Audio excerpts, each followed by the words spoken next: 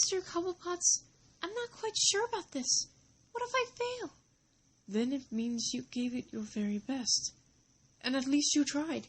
But my parents, they think... Paloma, listen to me. Going out there to perform your very own piece for the youth orchestra can be quite scary.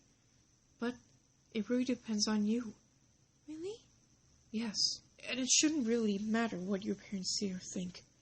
Believe me, dearest, you and I share the very same burden. Do you mean your mother and father were cruel like mine? Indeed. My parents showed not much a shred of love when I was a lad. To them, I was a mistake. They always made me hide under my umbrella, all the time. Forced, really. My childhood was harsh. I'm telling you this now, because I care deeply for you, as if you were my own hatchling. I just don't want you to fall into a life of crime as I did. Mr. Cobblepots, I know you've done bad things. A lot. It's true. But if I can be blunt and say to me, you're the only one who's ever been so kind and gentle that you even call my hands divine. You think they're beautiful. My parents, they don't. Oh, no, my dear, please, no tears. It's just that when I'm around you, I'm truly happy. You even believe in me, as no one else does.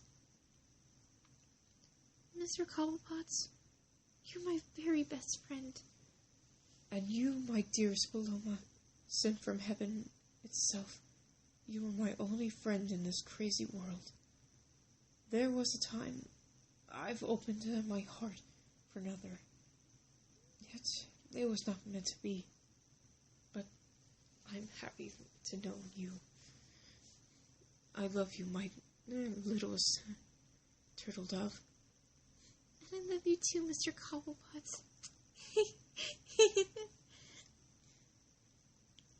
Paloma, Copperton, we're ready for you. Well then, now then, the show must go on. Go on, shoo. And with that, Paloma steps forward to the stage. The curtains fly open, and as she looks out, everybody's waiting for her. They already begin to clap of her names mentioned, and the orchestra ready at hand for her signal. She raises her baton, takes a deep breath, and begins. She thinks back of the very day she met the penguin. It was raining in Gotham. She waited at the bus station, knowing that her parents would never in their life ever pick her up for music lessons or any other lessons they put her through just to make her perfect in the world. The one thing that a lot don't know of her is that she was born with 3 fingers on each hand. So basically it was a total of 6 fingers. Her parents were not happy about this when she was born. So the time as she grew, they hired someone to make prosthetic gloves for her, which would have normal fingers like everybody else. And this made her only miserable even more. So as she waited for the bus, and of course it was truly late, she began to shiver. It started to get cold. Then, by her surprise, a car stops and parks right in front of her. And out comes none other than the penguin himself. She's very fearful at this point. But then, to her surprise, he comes out with his umbrella ready for her, an arm to offer her a ride. She is very concerned about this. She knows of everything about the penguin. But yet, there's no one else waiting for her. The bus is not going to come, and the rain is only going to get worse. So, she decides whatever's to happen will happen, and she takes the penguin's arm. He carefully escorts her into the car and takes her straight to his place. Now, of course, we all think this is not a good idea. First off, stranger danger, just let you know. And it's not a very good idea. And of course, we would think he would be such a cad and all that. But truth be told, as they come to his apartment, right away, he goes to the linen closet to offer her a towel to dry her hair from the storm. And then he asks her to please make yourself at home. So she gets herself comfortable on a couch he has. And a fireplace is already lit. He offers her a nice, soft, warm blanket, a hot cup of tea, and a plate of chocolate chip cookies. This is very unlike the penguin, she thought. But she takes it in stride. And she's very happy. She becomes relaxed. Usually he does have his rogue friends over sometimes. But he's always prepared anyways. After all, he does say that a true gentleman should be prepared for anything. To always offer their service and chivalry to a dear maiden who's in stress. She giggles at this, and she starts to line up around him.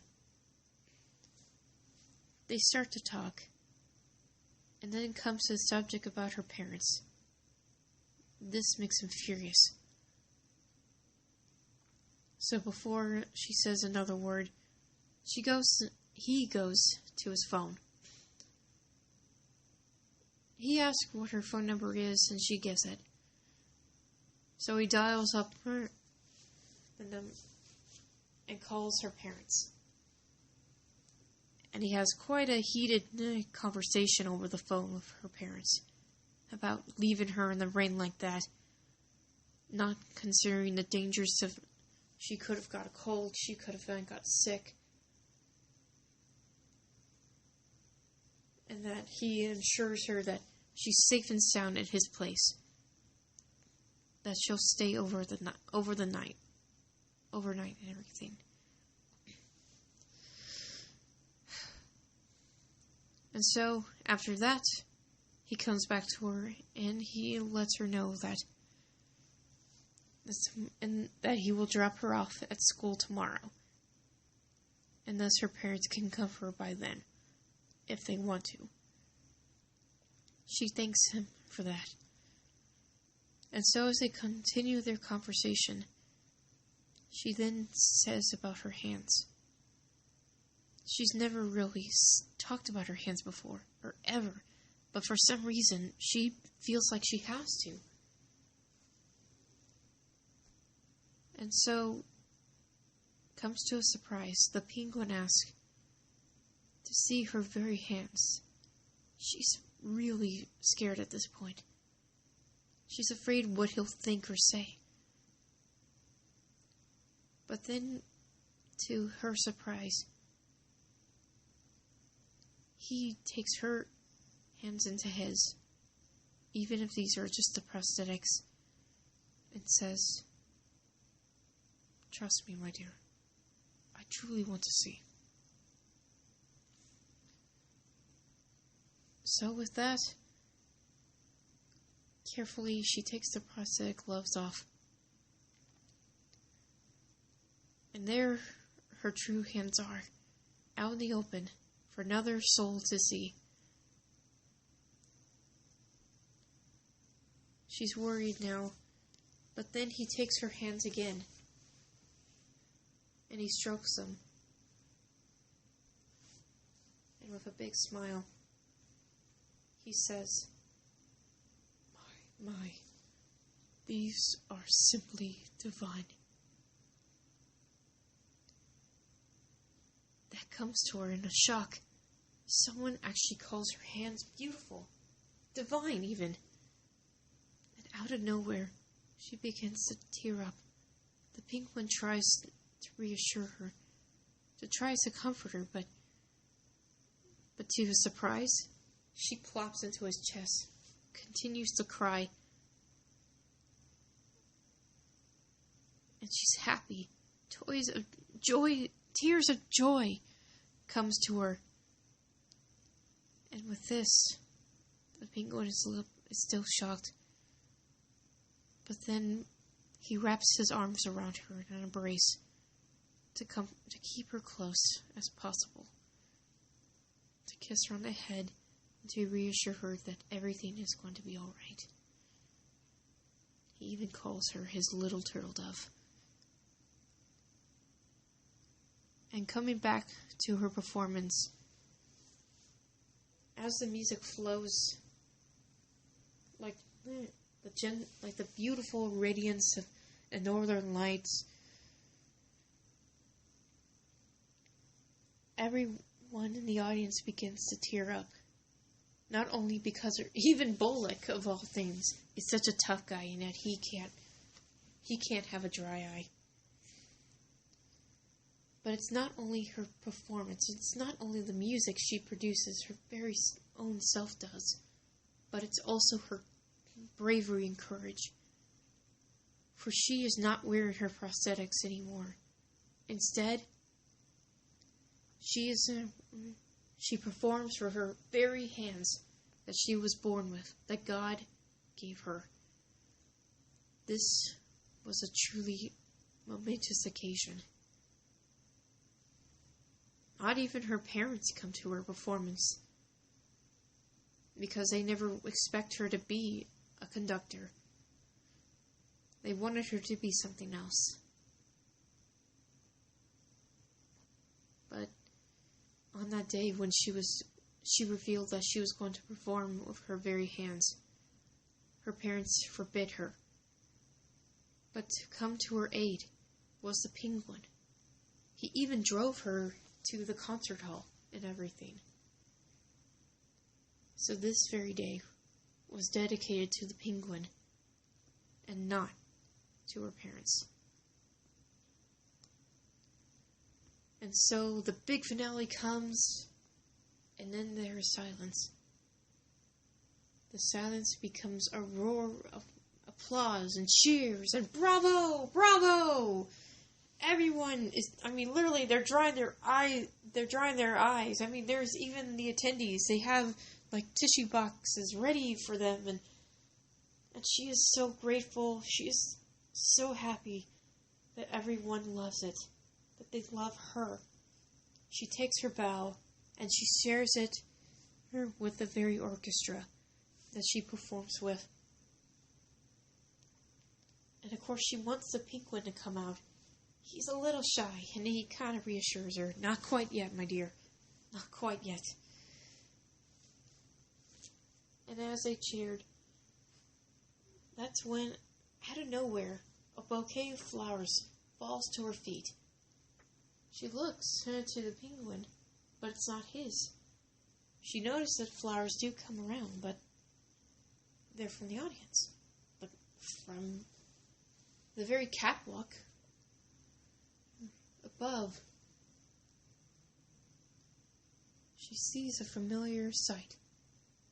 She looks into the card, of course. Sorry, but to recap that, she looks into the bouquet of flowers, and she sees a little note with a bat symbol on it, of all things. And it reads, "Thank you, Paloma, for helping him to see the light. P.S. You were very brave. Well done." The sign, Batman. And of course she looks up to see the familiar sight. The Cape Crusader himself smiles down on her. And And that is the very end. I hope you all enjoyed this comic dub I did. It's a little bit different. I mean, I started with the comic dub, and then everything else went as just story mode. Or, basically, so. I guess it's more like narrator-ish, I suppose. Anyways, this was a story I created. It was inspired by the episode Birds of a Feather from the Batman the Animated Series, to the song I Am Just a Pony from My Little Pony Friendship's Magic episode with the main attraction, to a little bit of Frozen. I mean, I can understand why Elsa had to wear the gloves, but Paloma's parents were never kind. They were cruel, but Elsa's parents loved her and all that. So pretty much, there's that little inspiration. And of course, prosthetics are always good.